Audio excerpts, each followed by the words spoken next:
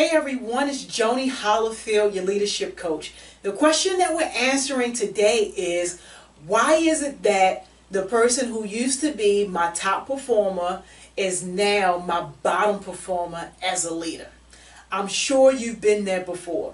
You've had that open supervisor manager spot, and instead of taking all of the candidates seriously, we directly put our eyes on that top performer and we somehow manage to slide them into that open spot. And then what do we find out? We find out the really hard way that we got it wrong. That was not the right hiring choice. So it's okay though. Here are 3 things that I want you to think about when you're promoting people from within. The first thing is, don't just hire the best performer strictly because they're the best performer.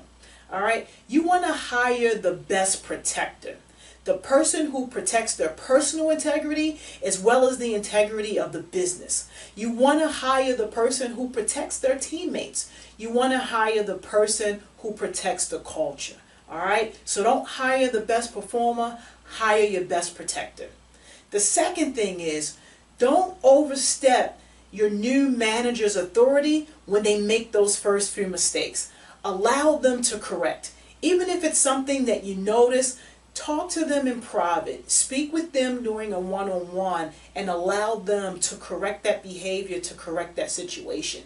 If you overstep and their followers see you doing that, they will have lost a certain amount of respect, and that person will never be able to gain 100% authority, because now in their eyes that person is not necessarily the authority figure that they may have thought that they were. And then the last thing is, don't assume that just because they know the job that they know leadership. Knowing the job and knowing leadership, 2 totally different things. So you're going to have to find ways to invest in their development professionally.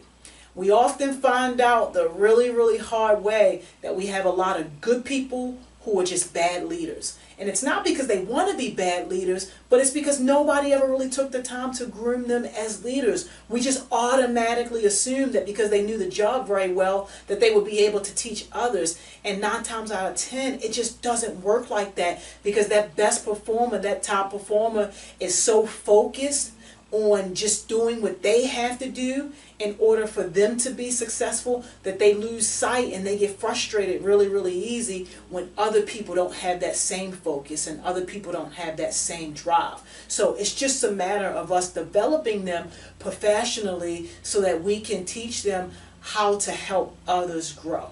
All right, so I hope that that's been helpful. Please continue sending all of your questions, all of your inquiries. I promise I'll get to each and every one of them. Until then, go out and do something absolutely amazing.